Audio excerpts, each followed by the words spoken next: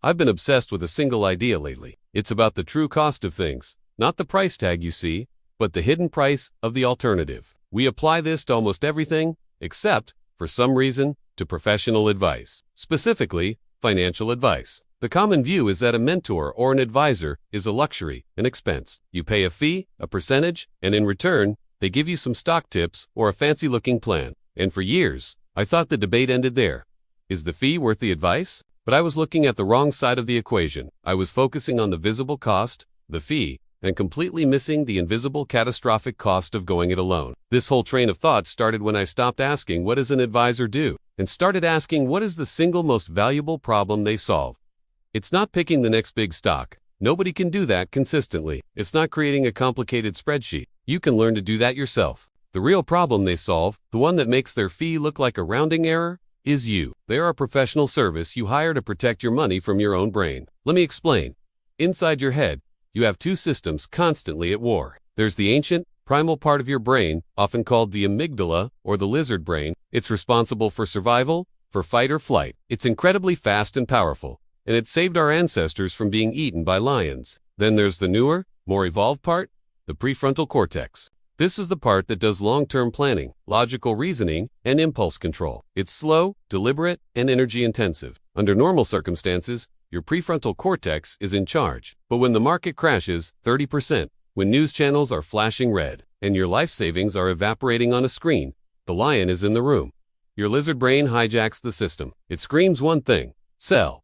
Get out. Survive. It doesn't care about your long-term goals of retiring comfortably. It only cares about stopping the immediate, visceral pain. This is where the advisor's real job begins. Their most critical function is to act as an external, pre-hired prefrontal cortex. You pay them when you are calm and rational to make decisions on your behalf, or at least to stop you when you are panicked and irrational. They are a circuit breaker for your emotions. Their value isn't measured in bull markets when everyone feels like a genius. It's measured in the depths of a crisis, by the one phone call where they say, "We talked about this. This is part of the plan. Do not sell, do not deviate. Hang up the phone and go for a walk." That single conversation, that moment of behavioral coaching, can be worth more than a lifetime of fees. It's the difference between retiring on schedule and having to work an extra decade because you sold everything at the absolute bottom. This isn't just a theory, it's rooted in well-documented psychological biases that sabotage investors. One of the most powerful is loss aversion. Psychologically, the pain of losing $1 is about twice as powerful as the pleasure of gaining $1. When you see your portfolio drop, your brain doesn't register it as a temporary fluctuation. It registers it as a severe,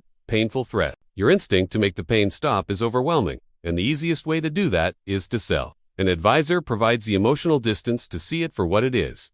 A temporary storm, not the end of the world. Then there's the herd mentality. We are social creatures. When we see everyone else panicking and selling, our deepest instinct is to do the same. It feels safe to be in the middle of the herd. But in investing, the herd is almost always running off a cliff. It stampedes to buy at the peak of a bubble and stampedes to sell at the bottom of a crash. The advisor is the shepherd you pay to stand at the gate and calmly say, "The herd is wrong. We are staying put." This is how you can apply this idea to your own life. Even if you don't have an advisor, you have to build your own external prefrontal cortex. The most effective way to do this is to create what's called an investment policy statement, or an IPS. This sounds complicated, but it's not. It's a simple document you write for yourself. When you are calm and rational, in it, you define your financial goals, your time horizon, your risk tolerance, and the exact strategy you will follow. Most importantly, you write down the rules for what you will not do. For example, during a market decline of any magnitude, I will not sell my core holdings. Instead, I will continue my planned monthly contributions. I will only review my strategy once a year on my birthday, not in response to market noise. This document becomes your contract with your future, panicked self. When the market is in turmoil, you don't have to think. You don't have to listen to the news. You don't have to let your lizard brain take over. Your only job is to pull out that piece of paper and follow the instructions your calm, rational self already gave you. It's an incredibly powerful tool for managing your own psychology. It externalizes the logic, so it's there for you when your internal logic is being drowned out by fear. This concept extends far beyond money. Think about any major life goal: getting in shape, starting a business, learning a skill. Your initial motivation, your prefrontal cortex, sets the plan.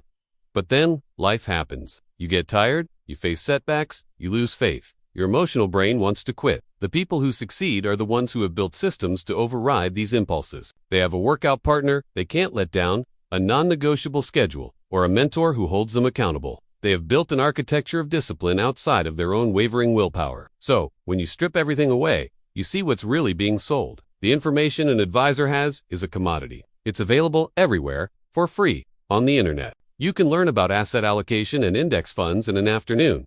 But knowledge is not the same as behavior. The execution of a simple, boring plan over decades, through terrifying crashes and euphoric bubbles, is impossibly hard for a human to do alone. We are not wired for it. The advisor, the good one, isn't selling knowledge. They're selling behavioral coaching. They're selling a steadfast, unemotional process. They're selling the discipline you can't always muster on your own. You're not paying them to beat the market. You're paying them to stop you from letting the market beat you. That's when I realized the title for all of this. It's not about their brain power. It's not about their fancy charts. It's about what they provide when your own brain turns against you. You don't buy their knowledge, you buy their calm. You're paying for a service that manufactures tranquility and discipline in the middle of chaos. And in a world that profits from our panic, that might be the most valuable investment you ever make. It's a shield against your own worst instincts. The greatest financial risk isn't the market. It's the person you see in the mirror during a storm. So, how do we apply this? How do we build this architecture of calm in our own lives every single day? It's simpler than you might imagine, and it starts with small, deliberate actions. Think about laying out your gym clothes the night before. That isn't just organization, it's a contract. You are using your motivated evening self to make it easier for your tired morning self to succeed. Or writing down your single most important task for tomorrow before you go to bed. You're using your calm, rational brain to direct your groggy, unfocused morning brain, bypassing decision fatigue. Automating your savings transfer for the exact day you get paid is the same powerful principle. The decision is made once, rationally, removing the daily temptation to spend that money instead. These aren't just life hacks. They are micro-rituals of Each one is a small act of buying your own future discipline and peace of mind. It's about building a system. You are becoming the architect of your own behavior, not a victim of your fleeting emotions. It's the ultimate form of self-respect, building a life that your future self will thank you for. If any of this resonated with you, I encourage you to take a look at the description below. I've left something there for you that might just help on this path.